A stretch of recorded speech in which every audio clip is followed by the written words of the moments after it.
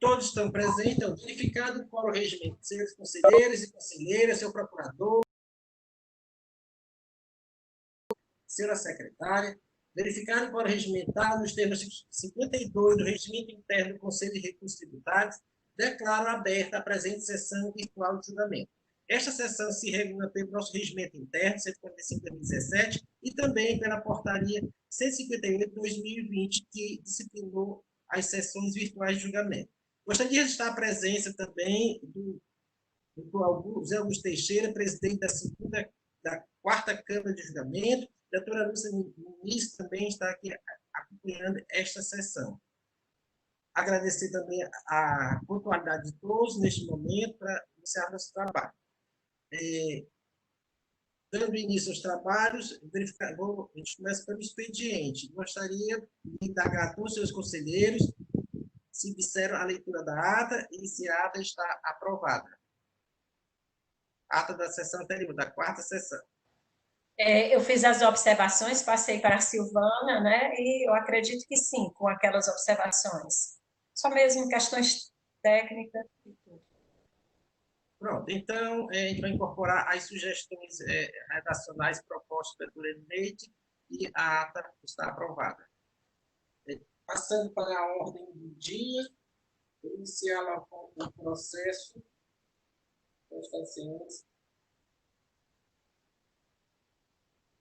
Processo de recurso 1.1610/2012, aí 2012-02-2451.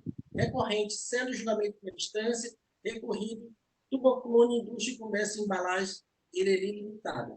O relator, doutor José Alexandre Goiano de Carvalho. E presente para a sustentação oral, doutor Carlos César Cinto e doutor Tiago Matos. Passo a palavra para o relator. Bom dia, senhor presidente, meus nobres amigos conselheiros, amiga Silvana, doutor Biratã, doutor Carlos Sintra.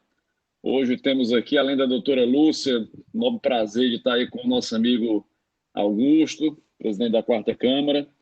Como a doutora Marta colocou, eu nem sabia que essa ia ser a primeira sustentação oral no ambiente virtual. Pensei até que a primeira Câmara já tinha tido essa experiência.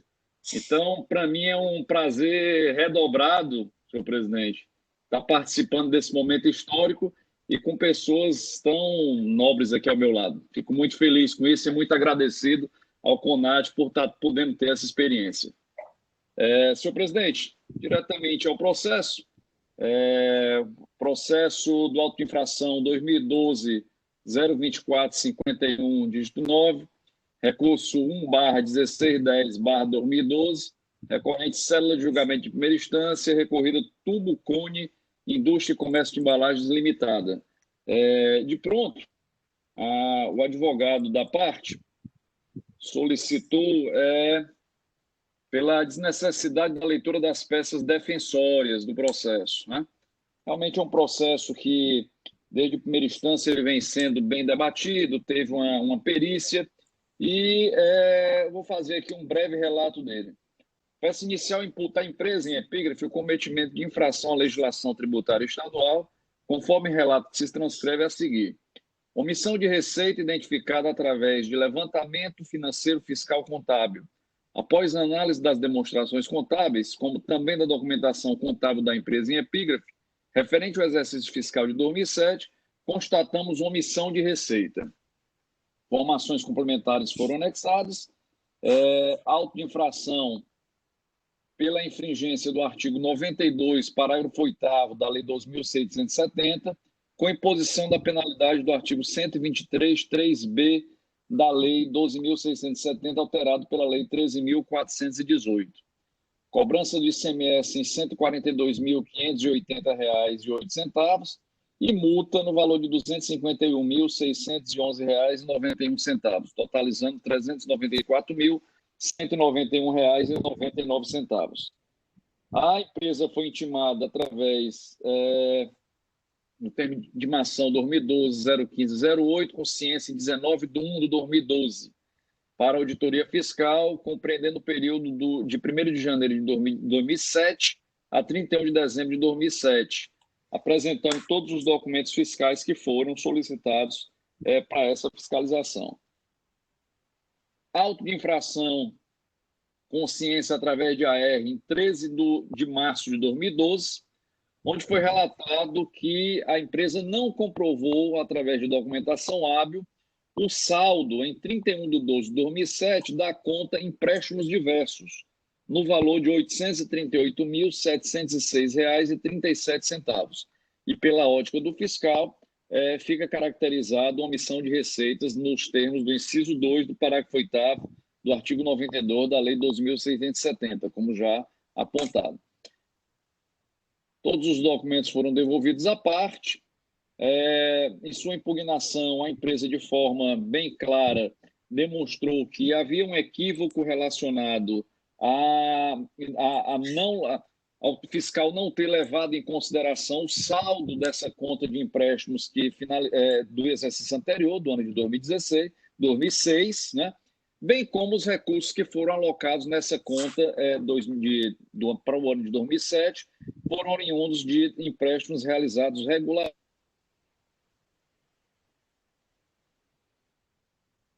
Alexandre, o áudio pode... Está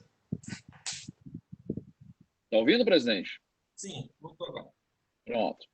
O ponto central dessa questão se dá quando a célula de primeira instância ela remete o processo para a perícia e o laudo pericial, de forma bem clara, concluiu pela existência, pela efetividade dos empréstimos tomados pela empresa, que eram tomados junto à empresa, uma das empresas do grupo, chamado Tubo Técnico Indústria e Comércio de Embalagens Limitada. Vou só destacar aqui 2 pontos de forma bem objetiva. Após análise da documentação solicitada, a perícia fez o confronto entre os extratos bancários e a contabilidade da empresa, através do qual verificou-se que a empresa autuada Tubo Cone manteve por todo o exercício de 2007 operações referentes a empréstimos com a empresa Tubo Técnico Indústria e Comércio de Embalagens. Assim, o saldo final de empréstimos diversos é a soma das 2 subcontas, ou seja, um montante de R$ 838.703,37, procedendo ao argumento apresentado pela empresa autuada. A empresa se manifestou, obviamente, aderiu ao laudo pericial e pugnou pela improcedência do mesmo, e, posteriormente, em julgamento, foi decidido pela improcedência do auto de infração nos termos da perícia. O processo subiu para o reexame necessário, nos termos do parágrafo 1º e 4º do artigo 104 da nossa Lei 15.614 de 2014, e ser fundamentado, manifestou-se pela manutenção da decisão recorrida pela decisão de primeira instância, com a improcedência da acusação fiscal, se acostando também aos termos do laudo pericial. Esse é o breve relato, senhor presidente. Obrigado, Alexandre, pelo relato, dando seguimento ao processo. Com a palavra, o representante do PG, doutor Biratã Andrade. Bom dia a todos, senhor presidente, senhores conselheiros. E aqui nós temos a presença hoje do doutor Augusto, aqui, presidente da 4ª Câmara, que está nos prestigiando, até porque hoje também é o primeiro processo, desde que iniciamos essas sessões em ambiente virtual, temos a presença de um advogado, né, solicitou a sustentação oral. Então, isso para a gente é sempre um avanço, poder, como disse a nossa presidente, exercer o contraditório também dentro desse ambiente virtual, já que a gente sabe das limitações próprias desse tipo de julgamento, mas, assim, a gente sempre se esforça, e a presidência do CONAT tem feito isso de uma forma muito competente, para que tantos processos possam ser julgados, como também não haja qualquer tipo de prejuízo às partes envolvidas, seja o Estado, seja o contribuinte. Então, assim, é algo digno realmente de aplausos, e por isso que eu acho realmente essa sessão histórica, nesse sentido, que está dando oportunidade justamente do amplo exercício do direito de defesa dentro do processo administrativo tributário do Estado do Ceará.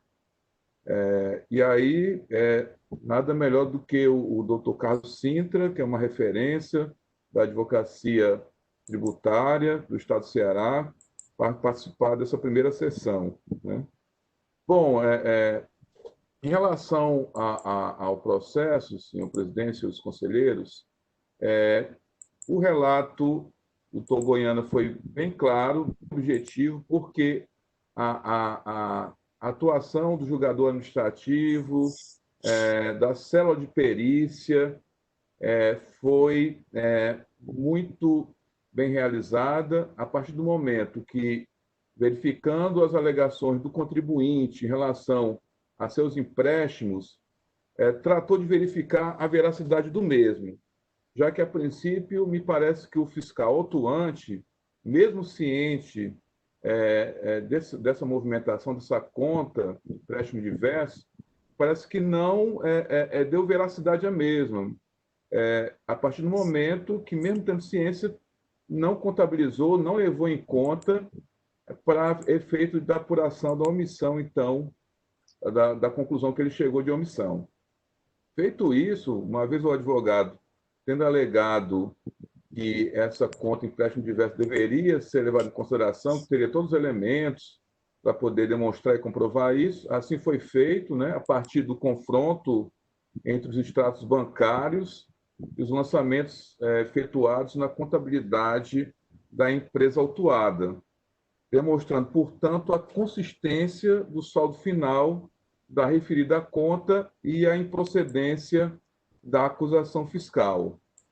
E, por esse motivo, tanto o julgador de primeira instância como o parecerista entenderam que a conclusão do presente processo, após toda essa análise, todo esse confronto documental, feito com muito cuidado, com muita cuidado, chegar à conclusão de que realmente a decisão era de improcedência, assim como eu também, analisando o presente processo, concordo, né, tanto com o julgador de primeira instância, como com o parecerista, nesse sentido, de que, de fato, a partir do momento que a perícia, através da arguição do contribuinte, o julgador submetendo o processo à perícia, verificou que os documentos que o contribuinte encaminhou para ser periciado realmente acusavam que as suas operações, os seus empréstimos estavam corretos, outra não poderia ser a decisão, senão a de improcedência. Então, sem mais delongas, senhor presidente, senhores conselheiros, nossa manifestação conclusiva pela improcedência da presente ação fiscal. Obrigado. Obrigado, doutor Biratã, por sua manifestação. Passo a palavra agora para o doutor Carlos Cinza, representante legal da empresa autuada Turbo. A palavra está facultada, doutor Carlos Cinza. Muito bem. Bom dia a todos. Senhor presidente, nobre procurador, ilustre conselheiro relator, distintos conselheiros que integram essa sessão, doutora Silvana, secretária, doutor Augusto, que também prestigia, da Comissão de Presidente da Câmara de Direito Contencioso.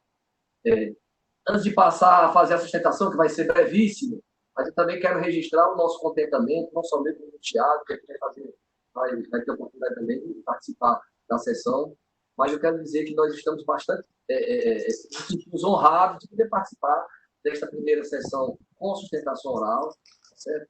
Nós tributamos isso à generosidade das certas que fazem com a pessoa, que nos permitem, que isso vai ficar registrado. Eu vou pegar esse vídeo para também guardar e mostrar lá em casa a todos os meus filhos, certo? Que o papai teve a oportunidade de inaugurar, certo, esse tipo de participação na condição de advogado.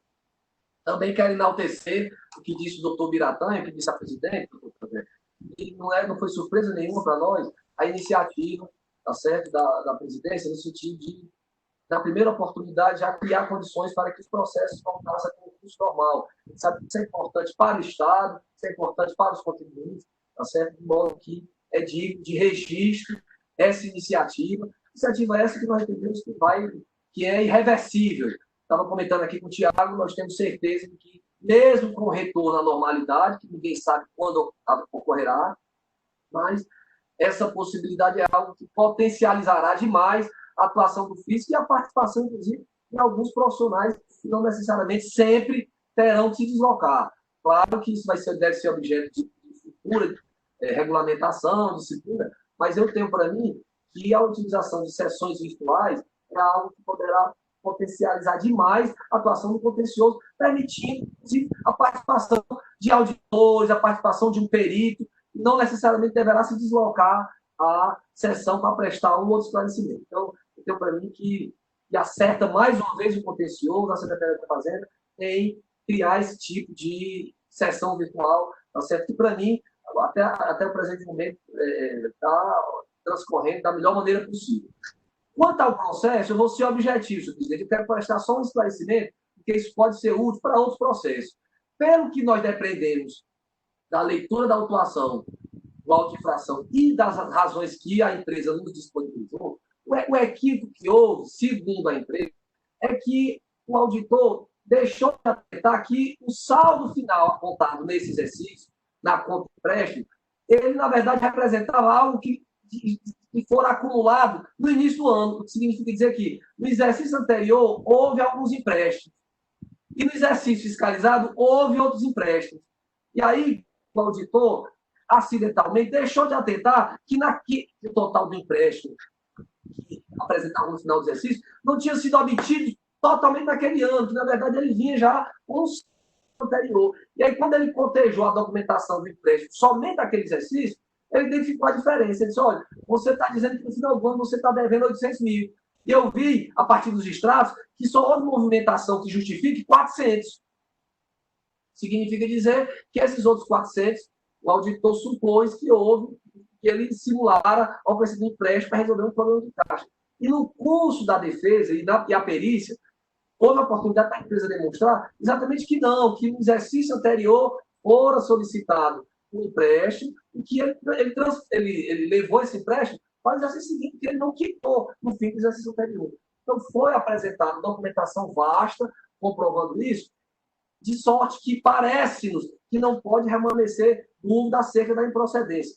Somente para prestigiar o trabalho do perito, senhor presidente, eu vou pedir para o Tiago aqui, muito objetivamente, passar a vista na parte final do laudo, em que ele evidencia que cotejou toda a documentação e que também, ao final, ele identifica que essas razões apresentadas pela parte, elas são consistentes, daí porque justificava a decisão pela improcedência, que foi o que o julgador de primeira instância fez. Então, até porque, como o Tiago me acompanhou de perto esse trabalho, eu vou pedir para ele proceder a essa leitura final do laudo, só para que fique registrado, tá certo, o escrúpulo do trabalho pericial que fundamentou a decisão e que, ao nosso ver, também está servindo de suporte até para o parecer desse processo da Procuradoria, no sentido de validar a decisão pela improcedência. Por favor, Tiago.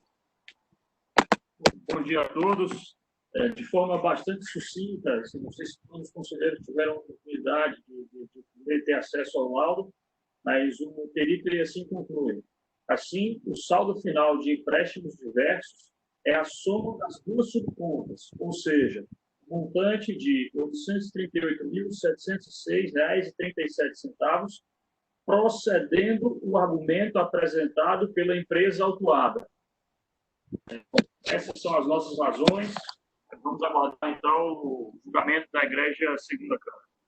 Presidente, então, diante disso, a recorrente espera que a decisão de primeira instância seja confirmada nos termos do parecer dado da Procuradoria, de modo que se decida, ao final, pela improcedência da presente acusação. São as nossas razões, cumprimentando a todos e agradecendo a singular oportunidade. Vamos aguardar a manifestação da Igreja Segunda Câmara de julgamento. Muito obrigado. Obrigado, doutor Carlos Cinto, doutor Tiago, pela participação. Senhores conselheiros, o processo está em discussão. O doutor Alexandre gostaria de falar? Presidente, muito rapidamente, realmente para prestigiar o momento, o laudo pericial que foi muito bem feito, realmente o laudo pericial ele é muito conclusivo, né? A empresa, eu estava verificando aqui os documentos, por exemplo, que foram anexados, a empresa juntou extratos bancários de todo o período, livro diário, livro razão, as declarações, relatório de composição. Então, assim, não resta dúvidas que realmente houve um equívoco no lançamento fiscal, né? Então, realmente era só mais para fazer aqui fazer aqui um cotejamento entre o auto de infração e o laudo que serviu de decisão para a primeira instância e também para o parecer da assessoria processual. Está muito claro aqui o processo, a meu ver.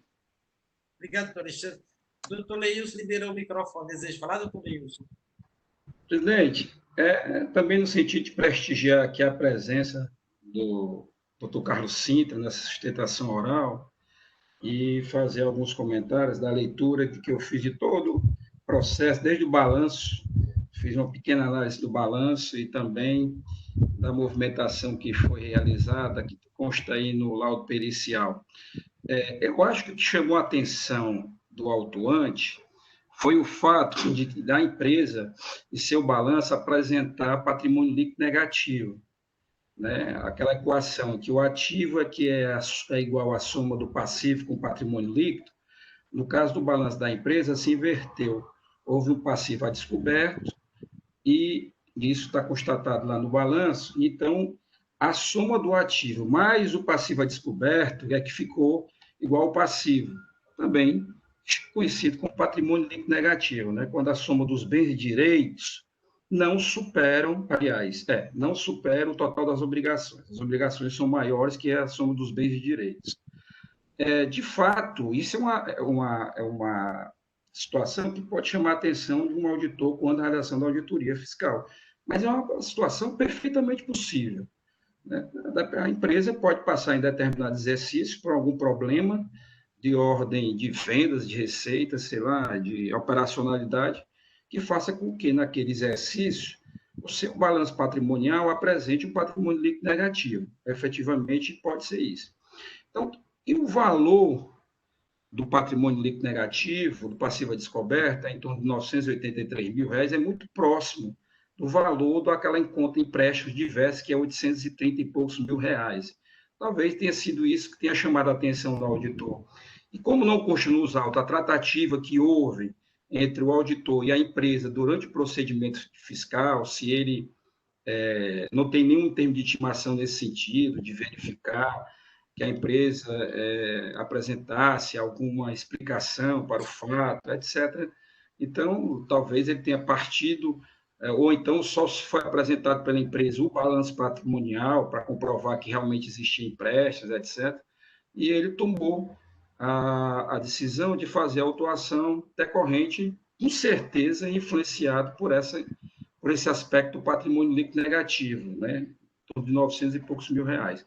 Mas o laudo pericial, ele evidencia de forma muito clara toda a movimentação que foi realizada não só pela recorrente, mas também com a mutuante. Não só a mutuária recorrente, mas também com a mutuante. No laudo pericial, a perita deixa muito claro que, para além da verificação da contabilidade da recorrente, ela também verificou da mutuante, né, da outra, Tubutec. Deve ser empresa do mesmo grupo, pelos números são muito parecidos, né? Isso é muito comum em empréstimo entre empresas do mesmo grupo, né?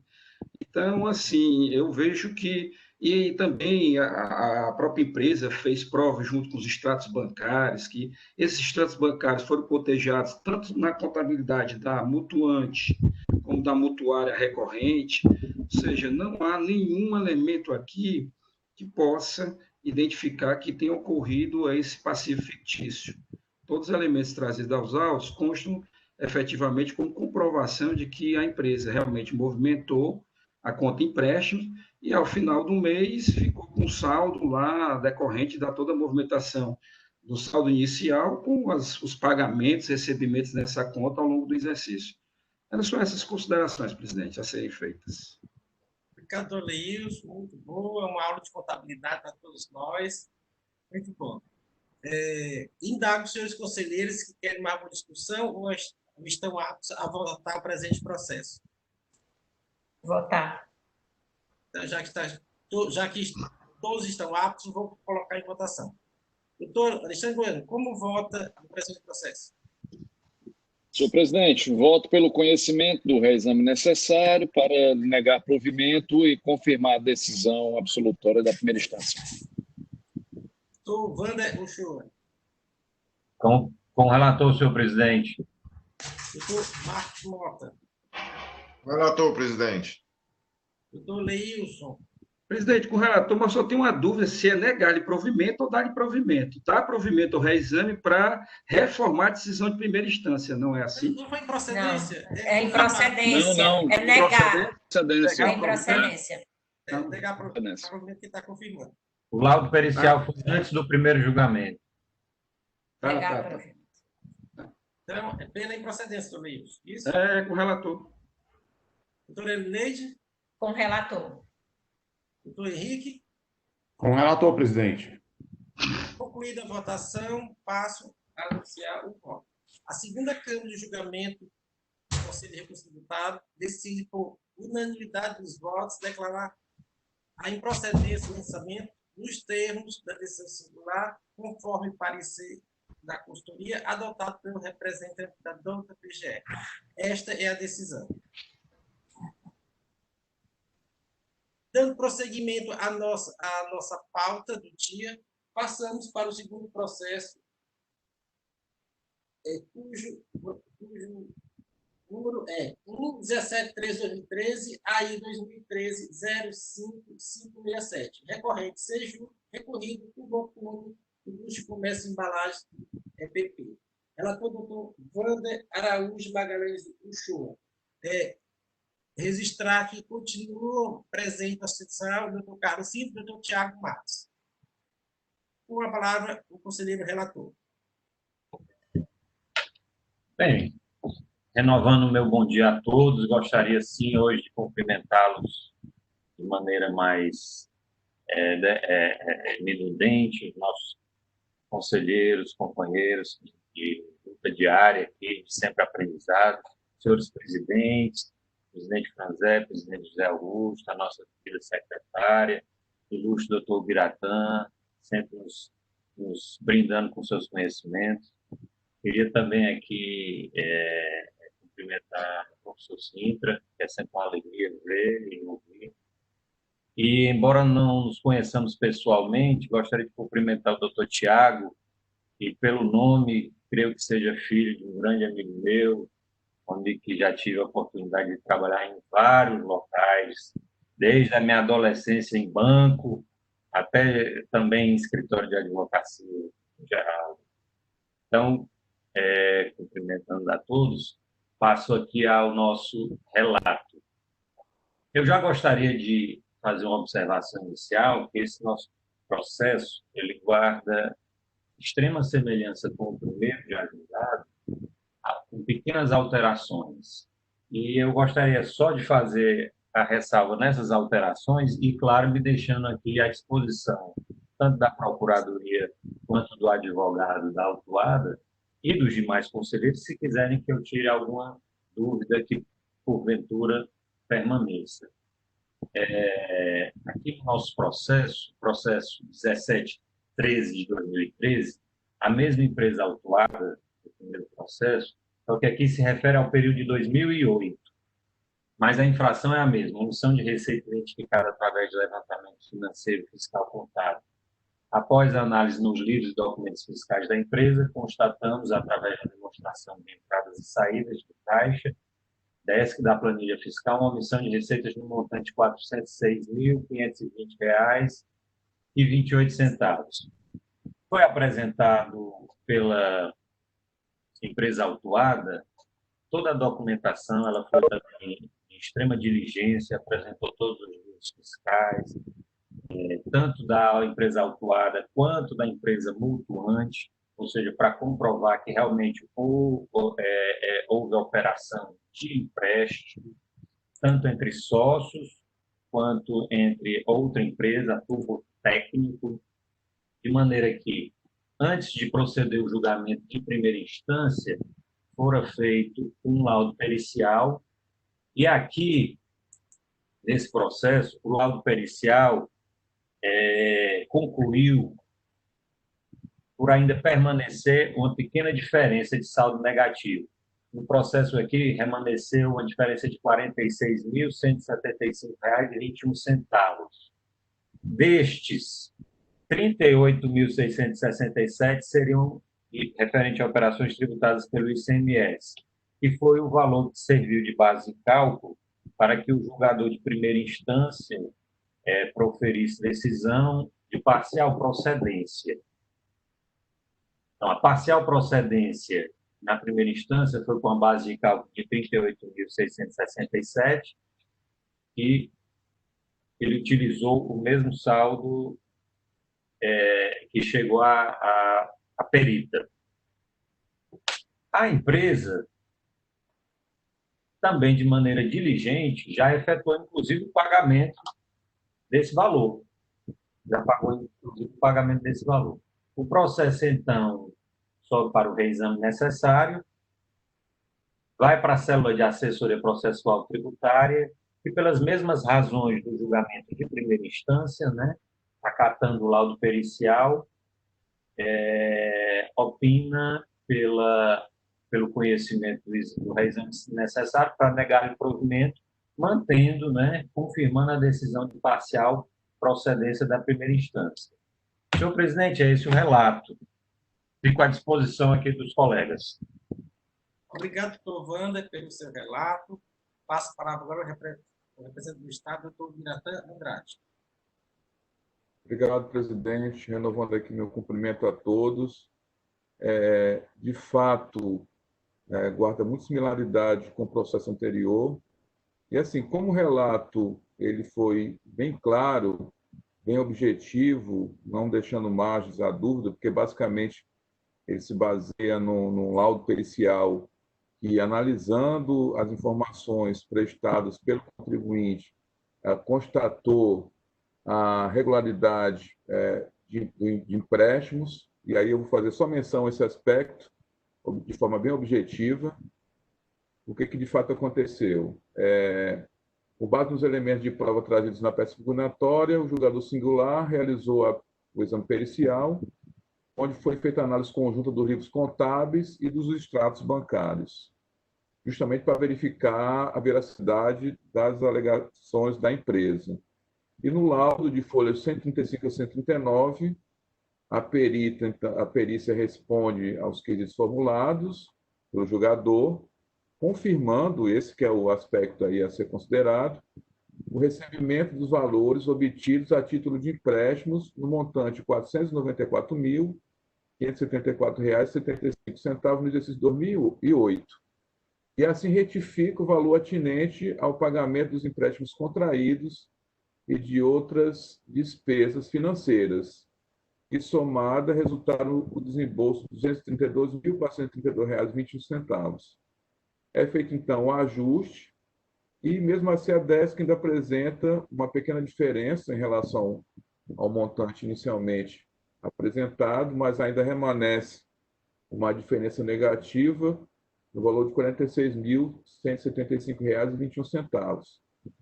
E como bem explicitou o digno relator, dessa diferença, R$ 38.667,12 são referentes a operações tributadas pelo ICMS, R$ 7.508,08 atinente a operações isentas não tributadas, sujeitas ao regime de substituição tributária.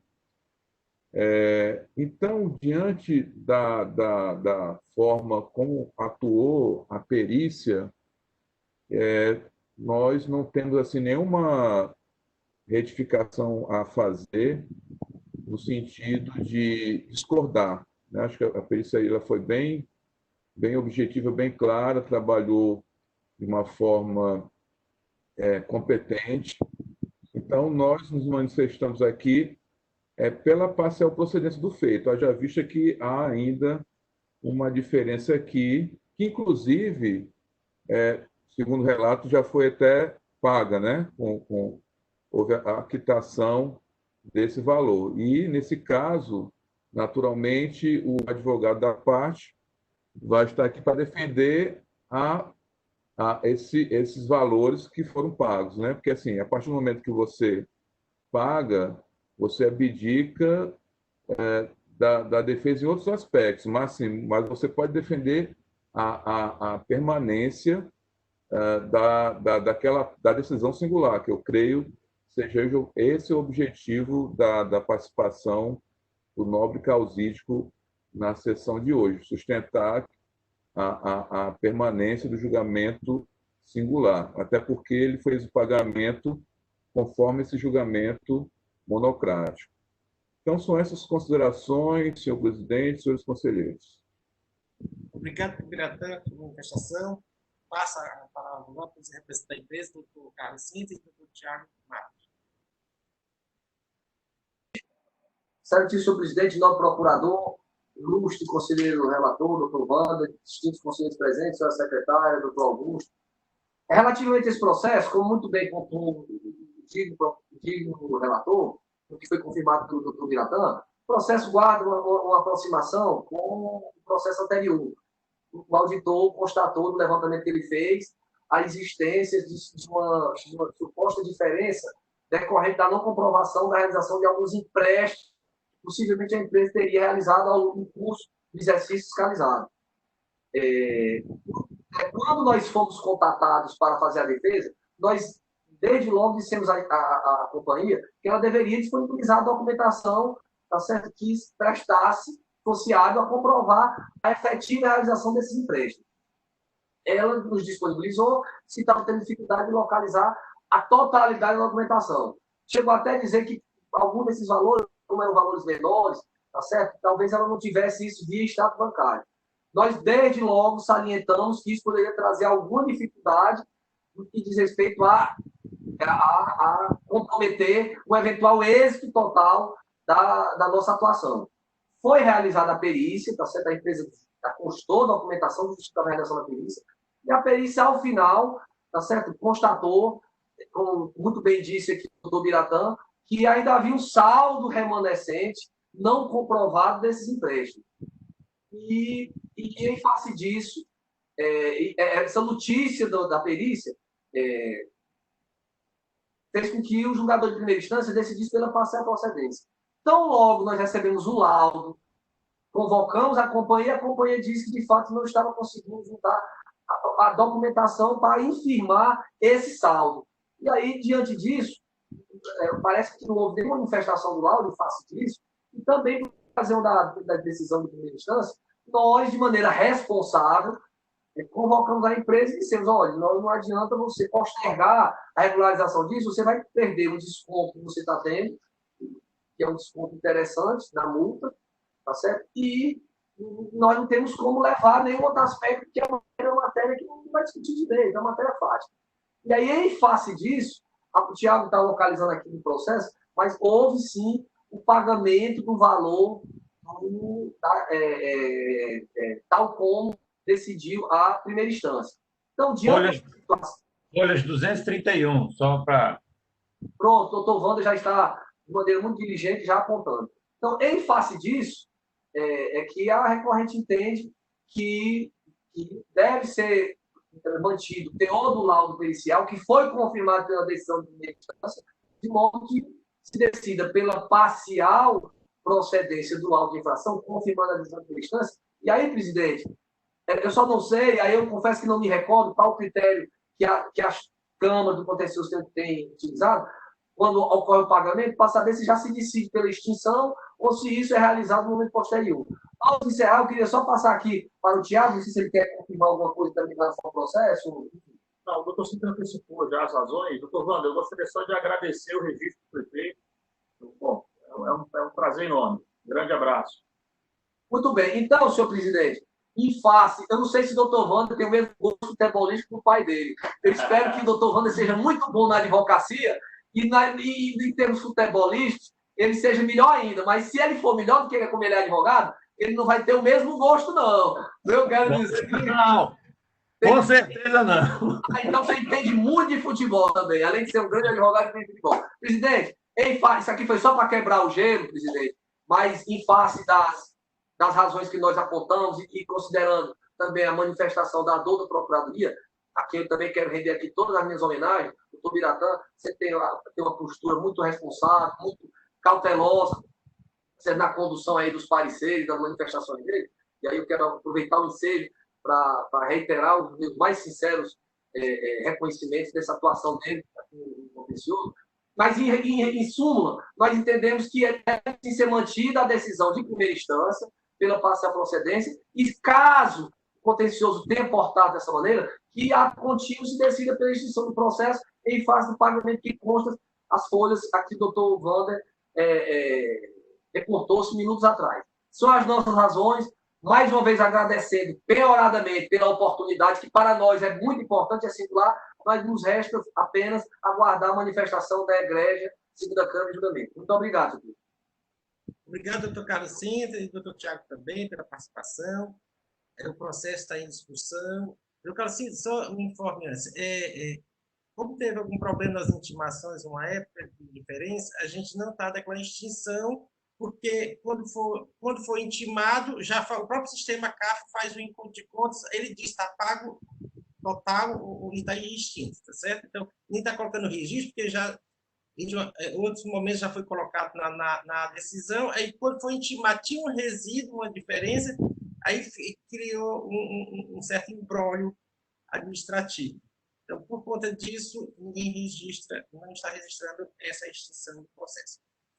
Volto a palavra ao doutor Wander e está aberto para discussão. O doutor Leilson também já está inscrito. Doutor Wander, que é o relator, e passa para o doutor Leilson em seguida. Não, pode passar a palavra ao doutor Leilson. Pronto, então a palavra ao doutor Leilson. Obrigado pela gentileza, doutor Wander. Não, presidente, a minha intervenção aqui é para me corrigir um equívoco que eu cometi. Eu saudei somente ao doutor Carlos Sintra e deixei de saudar o doutor Tiago, que sempre está presente, né, nas sustentações orais no contencioso administrativo tributário.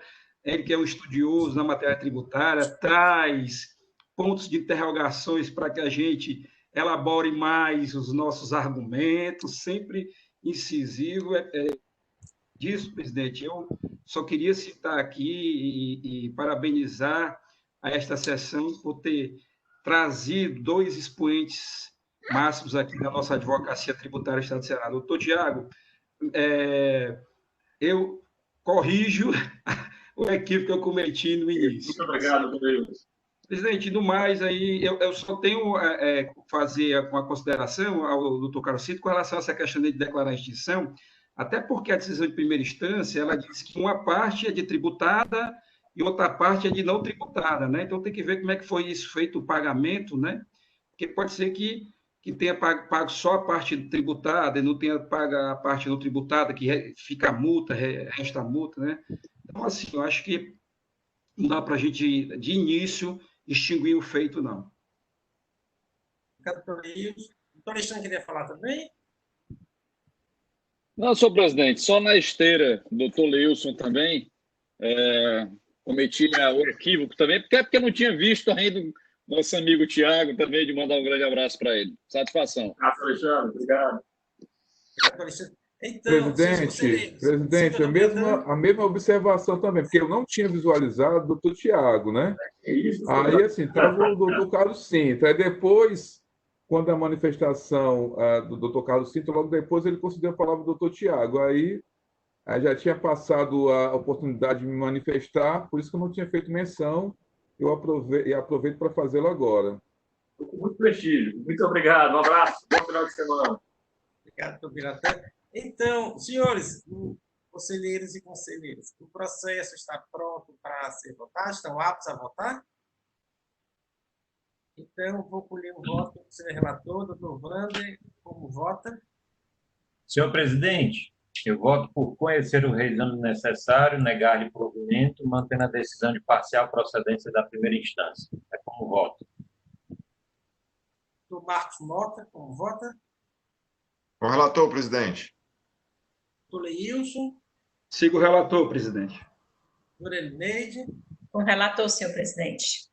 Doutor Henrique? Com o relator, presidente. Doutor Alexandre? Acompanho o relator, senhor presidente. Então, a segunda Câmara de Julgamento do Conselho Tributário, ao analisar o recurso resolve conhecer e negar provimento para confirmar a decisão parcial contratualizada pela instância nos termos de decisão singular, parecer da assessoria e manifestação da dona PGE. Esta decisão. Gostaria de agradecer ao Dr. Carlos Cinto, ao Dr. Tiago Massa pela participação nesta sessão e renovar o convite que, quem querendo, pode permanecer nesta sessão virtual. Já terei mais 2 processos. Presidente, muito obrigado. Nós aqui, bem horadamente agradecemos. Eu queria tirar uma dúvida, porque me perguntaram hoje.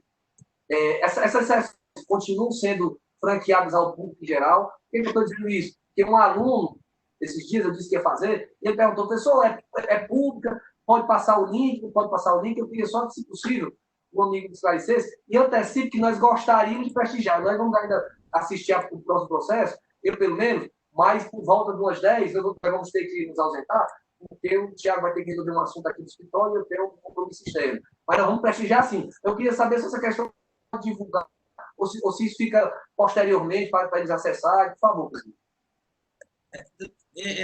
Esclarecendo do Carlos Cinta, o questionamento. Com essa questão aberta para participação, há vários pedidos, chegaram vários e-mails também, né, solicitando essa possibilidade. E como está sendo essa primeira semana, a primeira Câmara fez a sessão, a segunda está fazendo agora, a próxima semana é a terceira e a quarta, ao final de tudo, a gente vai ser os presidentes de Câmara, vamos se reunir com a presidente para deliberar como vai ser essa participação. Mas há essa possibilidade, sim, de franquear. Eu vou dar um intervalo de 5 minutos, senhores conselheiros, para que todos possam continuar.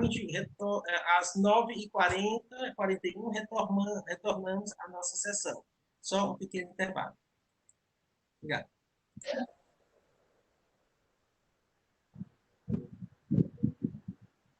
Após um breve intervalo, estamos retomando nossos trabalhos na segunda Câmara de Julgamento do Conselho de Recursividades. Iniciamos agora o processo de recurso número 137/2016, aí 2016-03891. Recorrente, selo de julgamento de instância, recorrido, Rebotec, Serviço de Reembolso Limitada, NE. Relator, conselheiro Marcos, nota de fala, Cavalcante. Com a palavra, o conselheiro relator, doutor Marcos Mota. Renovando aqui o bom dia a todos, bom dia, presidente, bom dia, Silvana, bom dia, conselheiros, bom dia, doutor Biratã.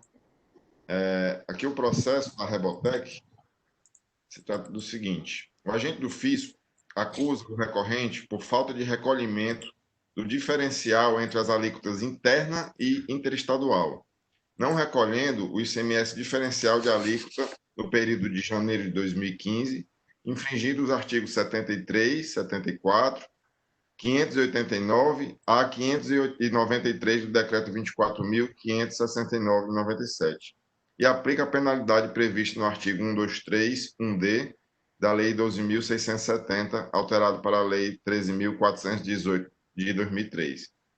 Na informação complementar, folhas 3 e 4, o agente fiscal esclarece que, após a análise nos sistemas da Cefaz, constatou não pagamento do ICMS, diferencial de alíquota, devido sobre uma base de cálculo de R$ 137.890,83, apurada através das notas fiscais de número 239, 37, 23, 135 e 236.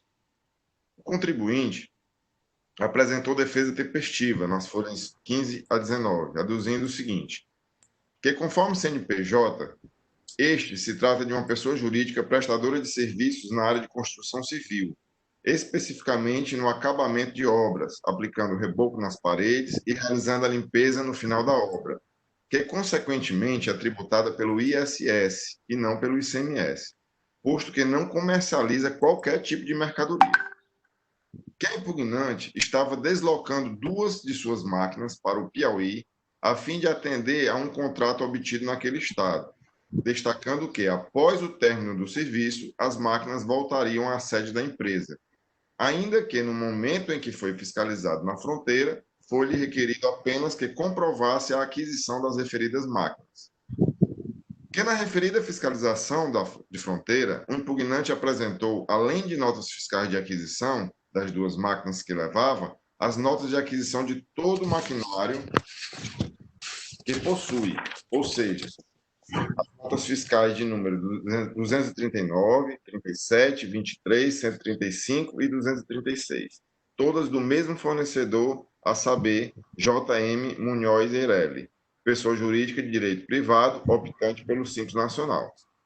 E, por fim, o impugnante, na condição de consumidor final, se o responsável por esse pagamento, o que se admite apenas para fins de argumentação, sua responsabilidade não seria solidária, sendo o impugnante resguardado do benefício de ordem que a lei lhe garante. E caso sejam vencidos todos os argumentos anteriores, o que se admite por força do princípio da eventualidade, há de ser observado que não poderia ser cobrado o valor do tributo sobre a alíquota de 17%. Tal conclusão decorre da lógica de que as operações interestaduais com ICMS entre estados, o estado remetente teria direito a reter 12% do valor do ICMS, restando 5% ao estado de destino. Ao final, ele requer nulidade ou improcedência, ou, caso ainda não seja reconhecido quaisquer dos itens acima, requer que seja revista a alíquota aplicada, reduzindo-se a 5%. Em primeira instância, o processo é julgado parcial procedente, está nas folhas 27 a 31 dos autos, com os seguintes fundamentos. No presente caso, trata-se de operações de aquisição de bens do ativo imobilizado e de consumo, realizadas pela impugnante junto a 2 contribuintes estabelecidos no estado do Rio Grande do Norte, um dos quais é optante do Simples. Ainda que a nota fiscal seja emitida por estabelecimento do Simples Nacional, independente do crédito de origem, deve o estado de destino, no caso Ceará, tomar o crédito de origem com a operação, como se a operação estivesse sendo realizada por contribuinte não optante do Simples Nacional, ou seja, 12%, resultando em cobrança de 5% de ICMS, incidente sobre o valor base cobrado na origem, de acordo com a resolução CGSN número 94 de 2011, parágrafo 2º do artigo 5º e artigo 731-C do decreto 24.569/97. Após análises realizadas nas notas fiscais 23, 135, 236 e 239, que são 4 das 5 notas, identificou-se que foi informado no sistema CITRAN que a origem dos itens era estrangeira, cuja alíquota é de 4%, gerando uma alíquota efetiva diferencial de 13%. Já na outra nota, a nota 37, a alíquota empregada foi de 5%, mas a base de valor sobre qual foi calculado o DIFAL incluiu o IPI, valor este não incluso na base tributária na origem pelo ICMS. Então, foi refeito uma planilha com esse diferencial, que eu coloquei aí no relatório, e o cálculo foi refeito totalizando um ICMS de R$ 9.267. Quanto à circulação de bens ativos e consumo, é exigida a emissão de documentos fiscais a cada evento, fato que o contribuinte não comprovou. Nesse sentido, a impugnante deixou de recolher o imposto devido ao Estado do Ceará, no montante de R$ 9.267, concernentes a ICMS diferencial de alíquotas, em função do qual a multa imputada no valor de R$ 4.633,50, que corresponde a 50% do valor devido do imposto, segundo o artigo 123.1d, por encontrar-se as operações e os impostos regularmente registradas no CITRAN. Então, totalizando o crédito tributário em R$ 13.900,50. A empresa autuada não apresentou recurso ordinário e o processo é encaminhado à Sala de Assessoria Processual Tributária, que emite o parecer de número 80 de 2020, sugerindo o conhecimento de reexame necessário, negando-lhe provimento, a fim de que seja confirmada a decisão singular. Esse é o breve relatório, senhor presidente. Obrigado, doutor Marcos. Antes de dar prosseguimento, a Silvana me avisou agora que, por uma equipe, nós colocamos esse processo em pauta sem fazer a intimação do advogado para a sustentação oral. Doutor Marcos, verifica, senhor 18, no final, creio que a parte da sustentação oral. É da defesa. Na defesa? É da Na defesa. Na defesa. 18. Só confirmar essa informação.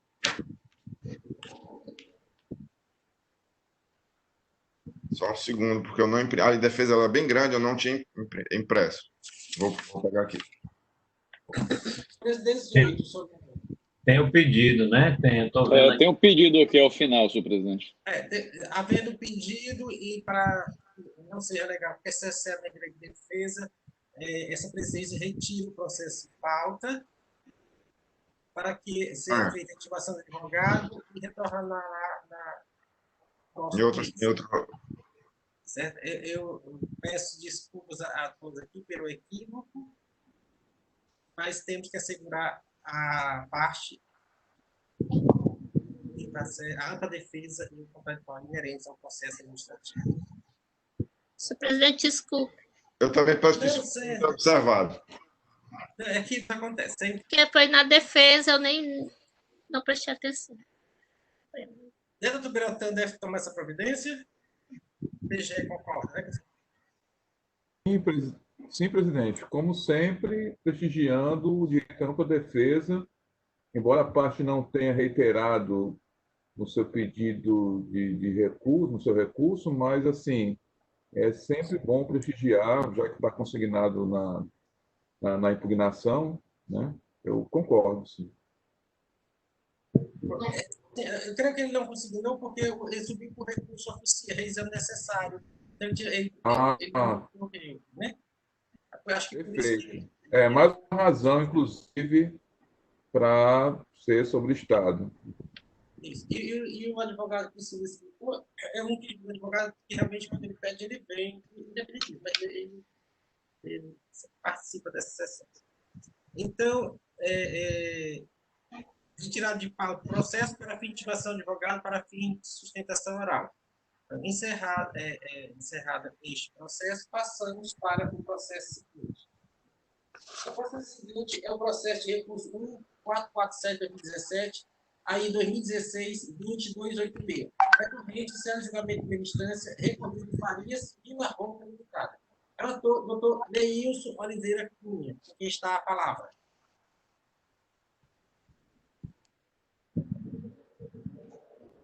Presidente, deixe-me abrir aqui o arquivo com relatório.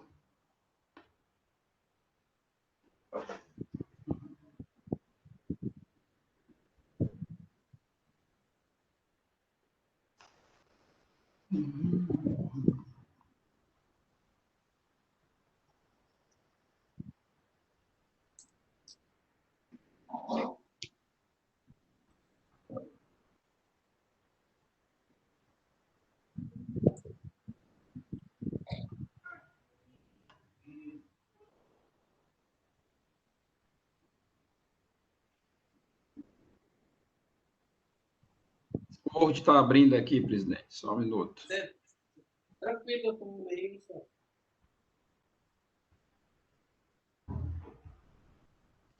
Vamos lá, presidente. Esse processo, ele traz a infração de omissão em arquivos magnéticos, e omissão de informações magnéticos, honestas, informações constantes nos documentos fiscais e após levantamento nos exercícios 2012 e 2013, entre documentos fiscais e arquivos, constatou-se omissões nas informações prestadas ao fisco.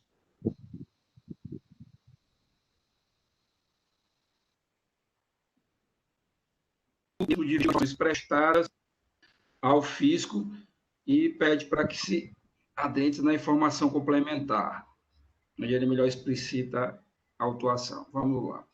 Cobrou-se multa no valor de R$ 200.174,97, com o período da infração agosto de 2012 a outubro de 2013, tendo como dispositivo infringido o artigo 285, combinado com o artigo 289 do Decreto 24569/97, penalidade nos termos do artigo 123, 8L da Lei 2.670/96. Nas informações complementares, a autoridade fiscal afirma que, em consulta aos sistemas fazendários, Laboratório Fiscal Solari, consulta do conta corrente no SPED, comparando as fiscais eletrônicas emitidas, portanto, aqui as saídas, pelo mesmo, constatou-se que o somatório de todas as notas fiscais emitidas são maiores que os valores escriturados na FD, conforme o relatório totalizador e telas de conta corrente e CFOP totalizado dos anos de 2012 e 2013 anexadas. Então, o auditor comparativo pegou lá no banco de notas fiscais emitidas pelo contribuinte, verificou depois o somatório dessas quantidades de operações e comparou com aquilo que o contribuinte escriturou lá na FD nas saídas. E houve uma divergência, e aí, a partir dessa divergência, ele fez a autuação de omissão dos arquivos com base no artigo 103.8L. Né? Decorreram notas fiscais de saídas, notas fiscais eletrônicas emitidas nas saídas, que não estavam escrituradas lá na FD saída.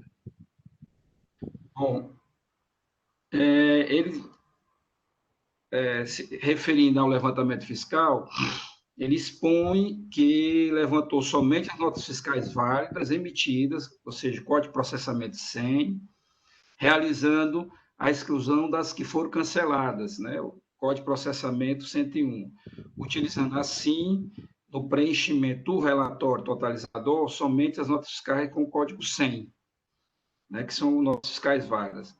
E em relação à FD, ele consultou as informações constantes na consulta do conta corrente do ICMS na FD e também nas consultas constantes no próprio FD.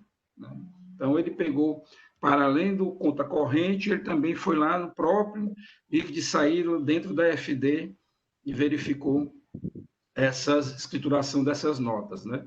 Ele anexou todas as notas fiscais que foram emitidas eletronicamente e anexa também no CD as FDs, os conta correntes, né, das FDs e também o registro de saída lá da FD de todos esses meses. Tá? Bom, aí ele declara que a empresa estava obrigada à escrituração fiscal digital desde o início de atividade em 15 de maio de 2012. E aqui nós temos que as infrações decorrem de 8 de 2012 a 10 de 2013. E cito o artigo 2º, parágrafo único da Instrução Normativa número 20/2013, que veda a retificação da FD após iniciada a ação fiscal. E já de logo lhes adianto que não houve essa retificação. Então, só foi um cuidado que o autuante teve ao mencionar isso na informação complementar. Impugnado o feito, em primeira instância, a autoridade julgadora decidiu pela improcedência, discorrendo que a infração imputada não guarda relação com a situação de fato apurada, entendendo por infringência ao disposto do artigo 289, a culminar a aplicação da penalidade 123.8L da Lei 2.670/96, é aquela que tem por resultado natural omissão ou divergência do documento fiscal quanto a seus dados, identificação e detalhe de item de mercadoria, e não em relação à omissão dos próprios documentos, né, das operações. Então, ele entendeu pela improcedência que ele acha que o 123.8L faz menção a que só apenas contém omissão ou divergência de campos contidos no documento fiscal, e não quando há a própria omissão do documento fiscal na FD, no caso aqui, documento fiscal de saída, né, na FD. Bom, aí, em razão da improcedência, foi submetido o reexame necessário. A assessoria processual tributária se manifestou pela nulidade do feito fiscal, considerando a narrativa feita pelo agente nas informações complementares, bem como as provas juntadas ao processo, verificando que não foram identificadas as notas fiscais que foram emitidas pela empresa autuada, mas que deixaram de ser informadas na FD, sendo realizado um confronto, um quadro totalizador entre o valor das operações de saídas mensais registradas nos documentos fiscais e o valor das operações informadas na FD. Assim, ele acha que teve violação ao princípio da ampla defesa, no sentido de que, ao não identificar quais eram as notas fiscais que não haviam sido escrituradas na FD, não poderia o agente do fisco ter feito só apenas o confronto entre o que está escriturado na FD e o banco de notas fiscais eletrônicas emitidas nem saídas pelo próprio contribuinte. E aí, nos termos do artigo 83, ele pugna pela nulidade do auto de infração. Presidente, esse é o parecer, esse é o relato dessa autuação. Obrigado, doutor Ilson, pelo seu relato. Passa a palavra para o representante do Estado, do IPG, doutor Biratã Andrade. Obrigado, senhor presidente, senhores conselheiros.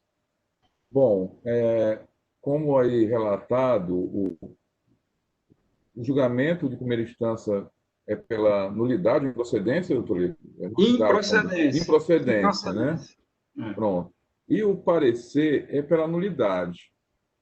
Por que o parecer aqui tem a nulidade? E aí nós temos algumas observações em relação ao presente parecer. Porque o parecer, veja bem, nós estamos aqui aplicando penalidade 123.8L da Lei 2.670. E a gente tem em alguns momentos, a gente aplica o 123.3G, que é naquela situação, notas fiscais de entrada, quando o fiscal registra lá que não foram devidamente escriturados na FD. E aí, nesse caso, não restaria a menor dúvida da necessidade de você apontar, indicar as notas fiscais, fazer todo aquele quadro demonstrativo dessas notas fiscais que estariam sem escrituração. No caso presente, o fiscal ele autua pelo 123.8L, que fala de omissões e divergências. Notas de saída. Notas de saída. O parecerista ele envereda pela nulidade, afirmando que diz o seguinte: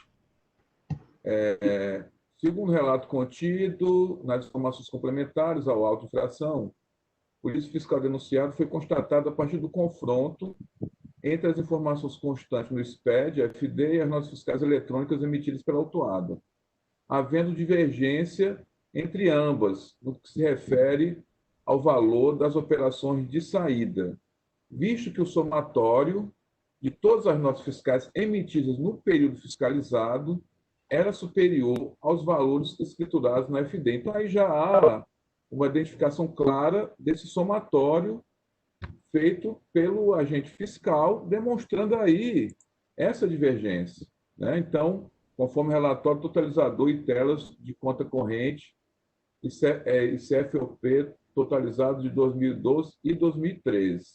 E aí eu vou aqui abrir aqui a autuação, as informações complementares, onde o fiscal ele diz só assim, eu sei que o doutor Lilson já fez o relato e a menção, mas é importante porque assim tem uma sugestão aqui de nulidade, o cerceamento é o direito de defesa.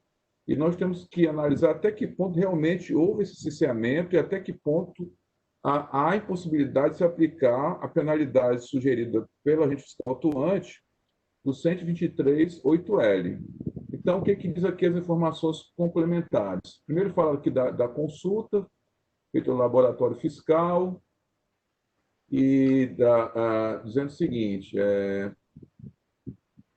comparando com todas as notas fiscais eletrônicas emitidas pelo mesmo, constatamos que o somatório de todas as notas emitidas são maiores que os valores escriturados na FD, conforme relatório totalizador e telas de conta corrente, anexo. Então, assim, há um documento anexo, que aí eu gostaria até de ouvir o conselheiro relator, que com certeza deve ter analisado, até por conta dessa alegação, ou melhor, não é nem a alegação, essa sugestão pelo parecer, de nulidade, ele deve ter analisado esses aspectos. Então, assim, consta a informação de que houve esse relatório totalizador e essas telas de conta corrente CFOP anexadas ao auto. Então, afirma ainda que foi anexado um CD onde constam todas as notas fiscais eletrônicas emitidas e os livros de registro de saídas declarados no SPED-FD. E aí continua. Inicialmente, efetuamos a soma de todas as notas fiscais eletrônicas emitidas em cada período de apuração. Em seguida, levantamos somente as notas fiscais emitidas, excluindo as que foram canceladas. Então, assim, você analisando aqui, fazendo a leitura das informações complementares, me parece que o fiscal ele teve certo cuidado nessa apuração. E aí, continuando.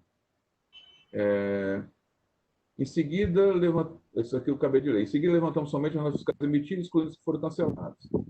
No preenchimento do relatório totalizador, utilizamos somente as notas fiscais do Código 100, válidas.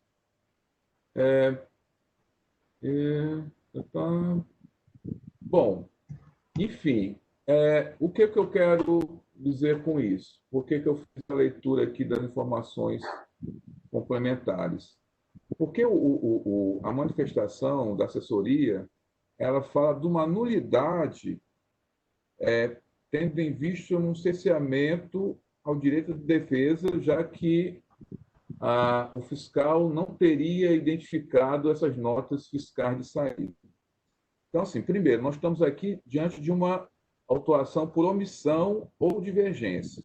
O fiscal fala, existe aqui uma divergência aqui na somatória. E dá a entender, pelo menos pelo que eu vi aqui das informações complementares, que há um cotejamento que chega a uma conclusão de divergência decorrente dessa soma.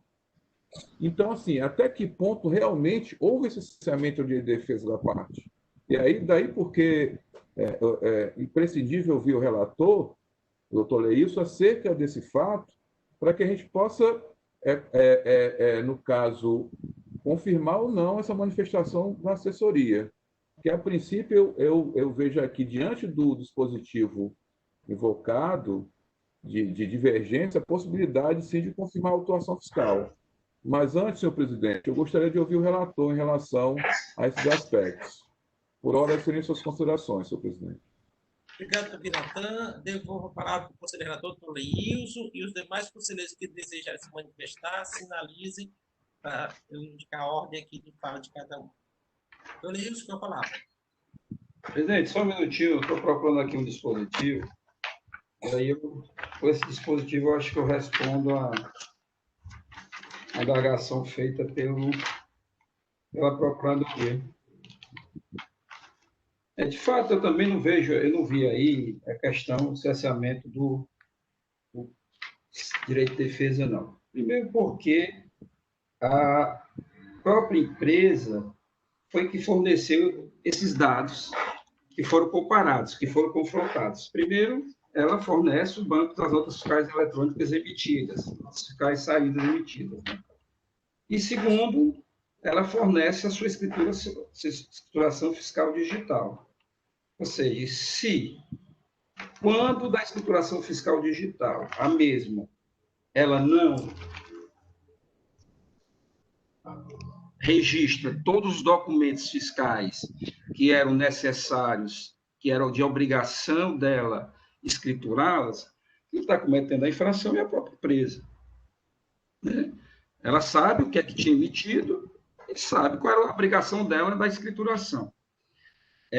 Não há necessidade de identificação, entendo, das notas fiscais, em razão de que nós temos os elementos nos autos de infração, como eu falei, no CD, constam todas as notas fiscais que foram emitidas nas saídas, né, e constam todas as escriturações FD saídas. Para além de que também consta o CFAP totalizado mensalmente dessas operações de saída no período da autuação. E aí, parece que foi um rigor muito, muito exagerado do doutor Cid, no sentido de que ele achar que só pode-se achar o número 4 se somar 2 mais 2, e não se puder outro caminho subtraindo 6 menos 2. Ora, o próprio artigo 67 da nossa lei, 15.614, trata do princípio da instrumentalidade das formas, né? Se você puder chegar a um resultado de uma forma diferente, mas que seja comprovado que o resultado é aquele, não há que se falar em formalismo exagerado, né? Os atos e os termos, eles não dependem de forma determinada. Não precisaria identificar quais as notas fiscais que não foram escrituradas, se eu sei que eu tenho 100 mil reais em nota fiscal que foi emitida, que só está escriturado 80. Para mim, pouco me importa quais são as notas fiscais que não são escrituradas, porque eu tenho elementos nos autos produzidos pelo próprio contribuinte que me diz isso, né? Essa produção não é feita pelo auditor. A produção da prova é o próprio contribuinte. O contribuinte entrega o banco de notas fiscais eletrônicas emitidas ao fisco e entrega a sua escrituração fiscal digital. O outro aspecto é que você também não pode, até está previsto na nossa legislação também, né? Não pode ser arguido nulidade se você mesmo que poderia ter dado causa a esse motivo de nulidade, né? Que não é o caso de nulidade, aqui não é, absolutamente não é o caso de nulidade. Mas mesmo se fosse caso de nulidade, como essa produção dessa possível nulidade foi feita pelo próprio contribuinte, essa nulidade não poderia ser arguída, né? Nem declarada. Isso tem previsão na nossa legislação também, na lei processual. Então, de modo que eu vejo, com relação a essa questão, eu não tenho dúvida alguma de que há sim, os elementos necessários que comprovam a infração, no cessamento de direito de defesa algum, que a própria empresa sabe qual é o seu quantitativo de notas fiscais, valores, notas fiscais que foram emitidas, e sabe o que é aquela escritura. Presidente, para esse aspecto, eram essas as considerações. Obrigado, doutor Leilson. Doutor Alexandre pediu a palavra, doutor Alexandre. Doutor Biratã, depois eu vou falar com o senhor, tá certo? Ouvir mais algum conselheiro. Não, senhor presidente, era uma dúvida, mas eu já esclareci aqui, folheando do processo. Obrigado. Doutora Elineide, deseja manifestar-se. Bom dia a todos. Eu também estava verificando, doutor Leilson, que tem, né, nos autos o CD onde consta todas as notas fiscais onde foi feito o levantamento. Então, assim, embora ele não tenha colocado nominalmente as notas, o CD está acostado ao processo, né? E seria, como o senhor mesmo ressaltou, seria facilmente identificável, né, pela empresa, né? Eu vejo aqui... Tem a chave, tem tudo, né?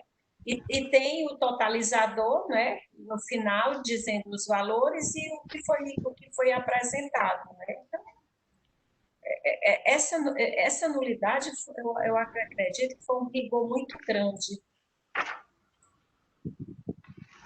Né? Sobre a questão da nulidade, era exatamente isso aí que eu estava, era a minha dúvida. Eu até me abri o CD para verificar e tem todos os dados informativos aqui. Se a gente estivesse falando de omissão de entrada, onde eu poderia ter aí alguém emitindo nota fiscal que eu não saiba, né? Aí a gente poderia tomar um outro rumo, né? É verdade. Realmente era só isso aí. Consta, tá aqui, eu estou folheando ele bem. Gente, não sei se os outros colegas já se dão por satisfeitos em relação, e se a Procuradoria também se dá por satisfeita em relação a esse aspecto, que eu gostaria de abordar um outro aspecto. Presidente, me permita a palavra? Sim, doutor Leilson, eu tinha dito que ia voltar para o doutor Biratã, que ele fez uma questão ainda. Então, com a palavra... Presidente, assim, eu joguei a bola aí para o doutor Leilson, quase na certeza que ele ia trazer essas informações, né? Eu queria só confirmar e, na verdade, porque assim, eu já estava, desde que eu li esse processo, examinei esse processo ontem, eu disse, mas tem tantas informações aqui, o fiscal fez um relatório preciso, então consta aqui um CD com referência a essas notas fiscais, mas assim, é sempre bom ouvir o relator, porque muitas vezes passa alguma coisa desapercebido, mas na verdade ele confirmou justamente o meu pensamento de que não há como se falar em nulidade aqui, foi de um rigor assim exacerbado, realmente a declaração de nulidade. Haja visto aqui que, a meu ver, a infração está bem clara e a documentação adunada aos autos permite perfeitamente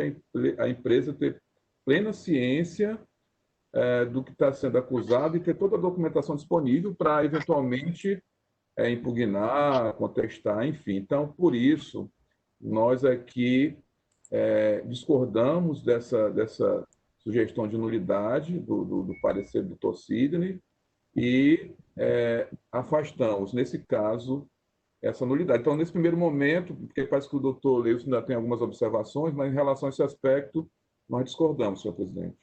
Depois a PG vai já sobre se o mérito, se procedente, parcial procedente ou procedente. É isso, diretor?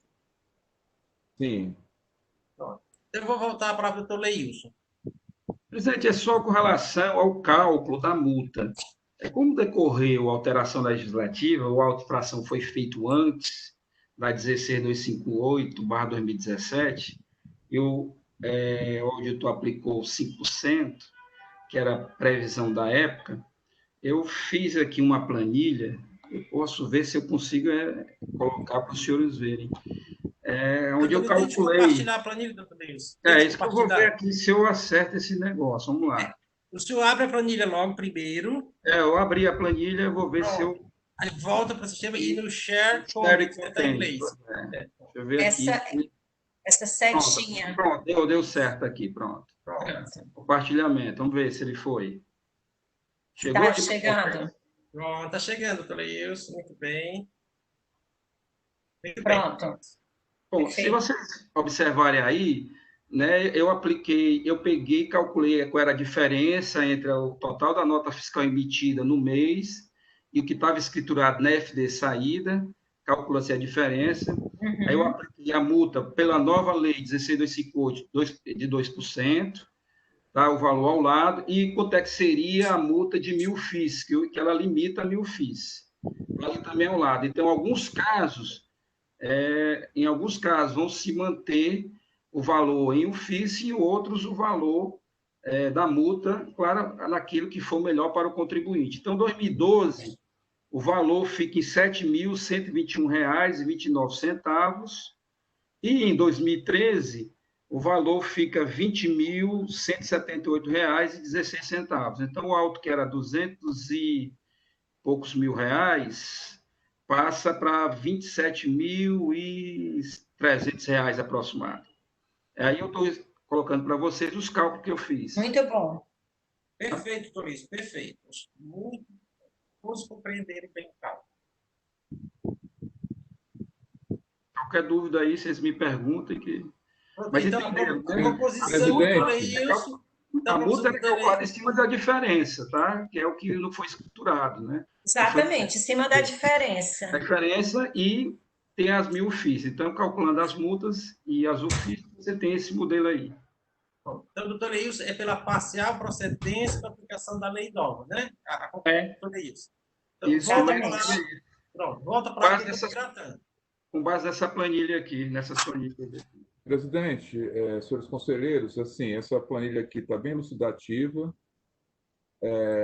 Uma vez afastada a nulidade, o nosso entendimento é pela parcial procedência, pela aplicação do 123.8L, com base nesses dados aí apresentados em planilha explicativa aí pelo conselheiro relator, onde ele faz justamente essa verificação, o que da limitação das 1.000 FIIs, em que período isso ocorreu. Então, a nossa manifestação conclusiva, uma vez afastada da nulidade, no mérito pela parcial procedência, nos termos aqui consignados. Senhores conselheiros, os senhores precisam de mais um esclarecimento ou tanto a manifestação do doutor Leilson como do doutor Biratã estão claras? Clara. Clara também, senhor presidente. Todos estão aptos para votar o processo? Podemos votar, presidente. Presidente, apto eu estou. Não estou apto para voltar à tela como estava antes. O senhor vai lá no mesmo local, quando compartilhou, clica em cima, então parar, stop share. problema é que não aparece essa tela grandona aí para mim, como era estava antes, tá entendendo? Mas, presidente, vamos voltar depois. Essa de cima. Tem lá Pará, fica até em destaque, Toleilson, fica em destaque Pará, que fica até em vermelho quando você parar.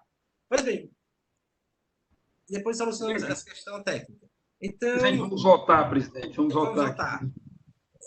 Devidamente discutido os processos, volta a palavra para o relator para se manifestar no processo. Pronto, presidente, eu conheço o reexame necessário, nego-lhe provimento para reformar a decisão de improcedência da primeira instância para parcial procedência nos termos das planilhas aqui evidenciadas que serão anexadas aos autos do processo, que importa em torno de... A multa resultaria em torno de R$ 27.300, aproximadamente. No caso, é dar provimento em parte, né? Também, negar não, seria dar, que vai reformar para... Para passar a procedência, é verdade. Todo provimento em parte. Contrário ao parecer da assessoria, mas sim, contrário ao parecer da assessoria, mas em sintonia com a manifestação da Procuradoria-Geral do Estado em sessão. Eu falei isso. Como voto, doutora Elineide? Com o relator, senhor presidente. Doutor Henrique? Presidente, com o relator e aproveitando a oportunidade para parabenizá-lo aí pelo excelente trabalho, né? Ele, assim, conseguiu fazer aí nessa planilha que nós conseguíssemos visualizar todo, digamos assim, as informações importantes do processo e enquadrar de forma diligente aí nessa penalidade. Doutor Alexandre? O presidente, acompanha o relator, ressalvando também da mesma forma do doutor Henrique, que assim a gente evita que o processo perca mais tempo e desça para a diligência para fazer uma nova avaliação, um novo cálculo.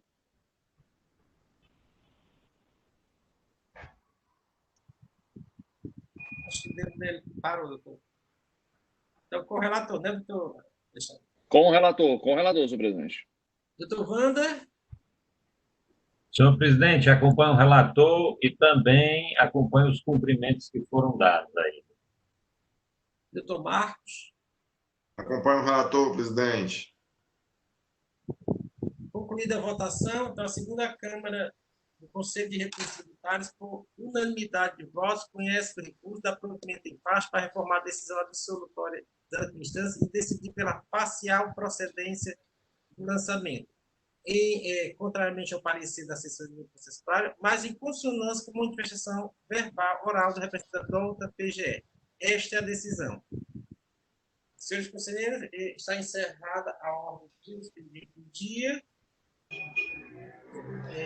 Destacado na pauta. Está aberta agora para só assuntos gerais. Se pode já parar aqui a gravação. Assuntos gerais. Eu queria, antes de passar para o Leilson, se você pode desligar a gravação. Antes de passar para o Leilson, eu queria ouvir o doutor Augusto, que está aqui. Então, como o doutor Augusto achou. E ele vai inaugurar a sessão dele na segunda-feira. Está sem áudio, Augusto. Ainda está gravando. Presidente. Ainda está gravando. Presidente, ainda está gravando. A Silvana foi parar o vídeo dela. Silvana? Não gravar, ninguém falar.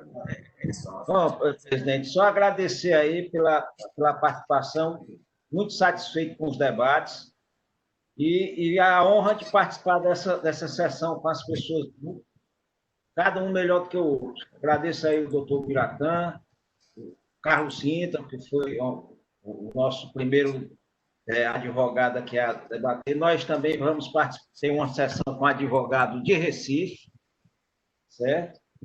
Nos pediu ontem a participação, e nós já concedemos, já mandamos o link para ele. Então, eu fico muito satisfeito de ver que funciona, certo? E tende a melhorar. Parabéns a todos e agradecer e pedir a licença para sair da sessão. Presidente, antes de o presidente, também Augusto Teixeira, sair da sessão, eu gostaria de me manifestar no sentido de evidenciar que será a primeira sessão a ser presidida pelo conselheiro Augusto Teixeira, na feira, e desejando a ele o sucesso lá na gestão dessa sessão. E segundo lugar é que eu consegui reverter aqui o negócio. Estamos vendo, doutor Leias. Consegui aqui achar o dinheiro aqui, estou os vendo novamente, tá certo? Eram essas considerações, presidente. Pronto, é só registrar aqui, doutor Augusto agora é o presidente da 4ª Câmara em razão do pedido de aposentadoria da doutora Lúcia Calor. E ele é o substituto imediato da doutora Lúcia, nós fizemos esse impedimento dela, e agora é titular absoluto da 4ª Câmara como presidente. É uma grata satisfação ter um colega de presidência de Câmara. Muito obrigado, pessoal. Então, até a próxima. Parabéns, doutor Augusto. Obrigado, pessoal. Parabéns, doutor Augusto. Boa sorte. Parabéns, doutor Augusto, aí pela nova função, nova atribuição. Muito obrigado, doutor. Boa sorte. Parabéns e boa sorte. Muito obrigado aí a todos, viu? Até logo. Senhores, a pauta está concluída aqui. Gostaria de lembrar que vamos retornar somente em agosto, dia 17 de agosto. É o tempo que os senhores respirem um pouco, providenciem as resoluções, não deixem encaminhar as resoluções. Precisamos ser encaminhadas tanto em PDF quanto em Word. PDF já devidamente assinado digitalmente. Em Word, porque a Paulinha está fazendo inventário e precisa fazer a transcrição para o inventário. Por isso é desses dois formatos. Com essa colaboração de todos, eu sei que todos colaboram, eu sou muito grato por ter uma equipe tão maravilhosa e sempre atende aos pedidos desta presidente e deste colega. Também do Biratã, sempre muito solícito, disposto, sempre colaborador. Eu achei muito produtiva esta semana. Foi um desafio, foi algo novo, e que no início, até antes de começar as sessões, eu sonhei com essas sessões, e todos os sonhos só chegavam atrasados da sessão.